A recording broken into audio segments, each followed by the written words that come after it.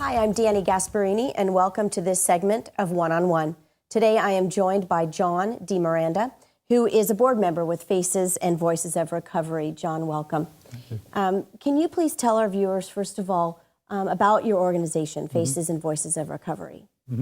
Yes, Faces and Voices of Recovery is a national organization based in Washington, D.C. We've only been around for maybe about 5 years. And we exist to bring a face and a voice to people with addictive disease or who are in recovery from addiction. Our primary purpose is to try and reduce the stigma and increase public acceptance of people in recovery. That's what we're about. And so your programs actually work directly with the individual who is in a recovery program or is recovering? Well, yes, but we also work with a new phenomenon in the United States called recovery community organizations. Okay. And in fact, that's why I'm here in San Mateo right now, is to work with Voices of Recovery, a local RCO. Now, an RCO, a recovery community organization, is made up of people with addictive disease who are in recovery, who want to advocate for improved services for people with addiction and for more social acceptance among the public for people with addictive disease. So there's a lot of advocacy, there's a lot of media messaging that goes on in the work that we do. We're not really a treatment program per se. We support treatment programs for sure, but we are an advocacy and an organization that exists to change public attitudes. So on that note then, there's also some advocacy or work that you're doing with public entities, with community organizations, to reteach and rethink our dialogue about individuals that are in recovery from substance programs, not just about the individual himself learning to get their own voice back and to learn about their recovery, but you're also trying to change the community's perception about. And so tell us about what you're then calling the new recovery movement. Right. You know, people with addictive disease, and I'm one myself, I'm a person in long-term recovery, and in my case, that means I've been without alcohol and drugs for 35 years.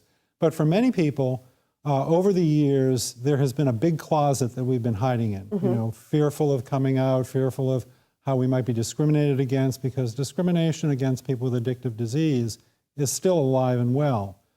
There have been efforts to try and pull together organizations of people to advocate, similar to what's happened in the mental health field with organizations like NAMI, the National Association for the Mentally Ill. That's kind of an analog to what Faces and Voices is.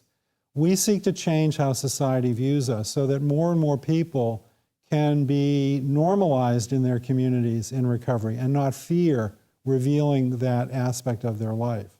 So again, it's a lot of advocacy, it's a lot of media attention that we do, a lot of media training. We do a lot of messaging. You know, let me give you one example. We did a survey of people in the general public a few years ago and found that when a person who's in recovery talks about being recovering, which is a kind of a standard use in a 12-step program, I'm a recovering alcoholic.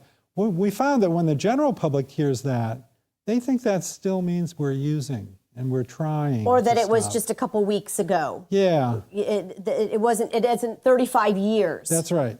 So now when I speak in public, I no longer say, my name is John, I'm a recovering alcoholic. I say instead, my name is John Miranda, because I'm not trying to hide, and I'm a person in long-term recovery, and in my case, that means I've been without alcohol or drugs for 35 years. So anybody hearing that will know exactly what it means. Right. And I think just, you know, this is the first time I'm having a conversation about this, and just that little sentence for me has taught me a great deal.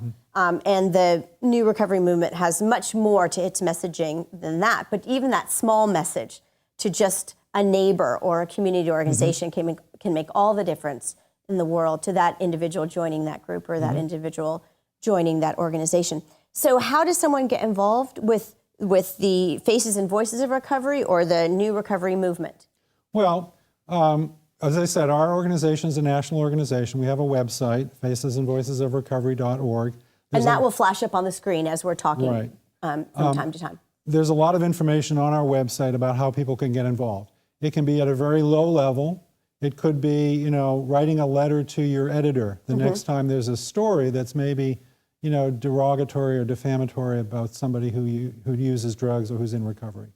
So we have samples of how to write a letter. It could be joining your local recovery community organization, like Voices of Recovery here in San Mateo, and getting actively involved at a local level in rallies, in maybe public hearings to support more resources for recovery. There's lots of different ways people can get involved. We have, every September is National Recovery Month, and right now there are about 1,000 events planned for this coming September that have to do with recovery. Everything from a motorcycle ride to a rally to a legislative hearing. There's lots of different ways to get involved. Now, a person who is in recovery and wants to get involved in the organization, simply going to the website and finding out where their local chapter is, where their local organization is. Yeah, they would find that out. They could also find out that in the fall or in September or maybe even next month, there's some recovery activities that they might want to get involved with. And you're actually involved in a program this weekend. So just tell our viewers who probably won't be able to attend, what are the kinds of things that you're going to be talking about and who will be in attendance and how do we bring this communication out to a greater public? Well, I think Voices of Recovery here in San Mateo County is relatively new, but it's already made quite an impact. This evening there'll be a strategic planning session, and my job is to talk about the larger national movement. That's why I'm here from Faces and Voices, to work with the local group. I know they're planning a rally in September. They had one last year in Redwood City that involved going to the Board of Supervisors to bring some testimony around the need for greater acceptance of people in recovery and more resources for treatment and recovery supports. And does the Voices of Recovery, Faces and Voices of Recovery in San Mateo County, typically just a standalone organization, part of the national organization, or does San Mateo County support the program as well? Well, I think the program here, Voices of Recovery, is supported very strongly by the San Mateo County Alcohol and Drug Program. And in fact, I think they were kind of the facilitating organization that provided the resources to pull this group together. We don't have chapters per se. We don't have, local groups of Faces and Voices, but we try and support local efforts in any way that we can. And that's why we're here. Right, and so the benefit of being a national organization helping local communities, even though maybe perhaps a local community might have its own issues and its own sort of makeup of what the addictive behaviors and are. So if I were someone that is in recovery and recovering, I mean, what would your advice be to me for my voice? Well, okay, one of the great unknowns in this country is how many people are there in recovery? We really don't know, but there are a lot. Right. In fact, Hallmark because cards, we don't talk about it. We don't talk about it. Hallmark cards a number of years ago estimated that there maybe were 15 million people in recovery. That's not counting family members and friends. And when you add that, you're talking about a lot of Americans. We want people to think about upping their game if they're in recovery. Okay. We want them to think about going a little bit further than just maybe attending a 12-step meeting and not using, which is what people in recovery do. They don't use. We'd like them to get more involved in these societal change kinds of activities, like speaking up, writing that letter to the editor. We're also concerned about what we call recovery supports in communities and creating communities that are recovery friendly.